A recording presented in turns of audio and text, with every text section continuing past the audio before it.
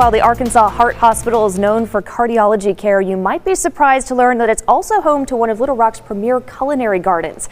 In honor of National Gardening Month, Executive Chef Matt Dunn is here with us today to tell us how he incorporates garden fresh produce into heart-healthy organic meals. Thanks for joining us today. It's my pleasure. So I want to start by saying, I think a lot of folks, when they hear garden and heart hospital, they may not immediately think of those two things going together. But for you, I know that, especially this time of year, you use it a lot. Oh yeah, definitely.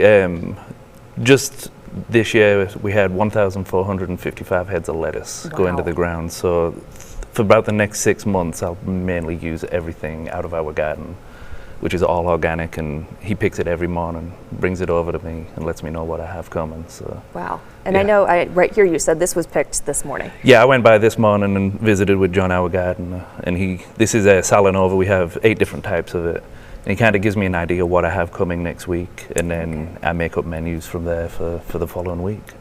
So especially with heart health, but also just kind of living a healthy life in general, how critical is food and diet into that? Oh, it is super critical. I mean, we offer strong hearts where we teach the patients who are coming out of it how to eat good, like the better food, but we also try to make it as tasty as possible. So we don't want them to think that healthy food has to be bland and boring. So we give them recipes, all the information they need to know, and then we teach them, cook in front of them, and then let them try it themselves.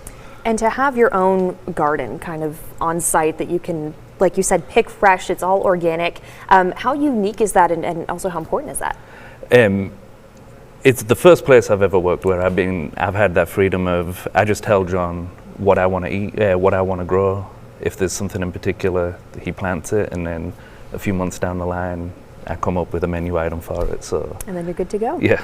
And with this, I want to point this out. You mentioned flavor and not having healthy food be bland. And like this example that you brought in, you were just telling me that there's like certain ingredients that are kind of unique that people may have not tried. Yeah, so we also try to introduce them to new ingredients. So this one has farro seeds on it, and we introduce them to healthier alternatives to like sugar and other things like that.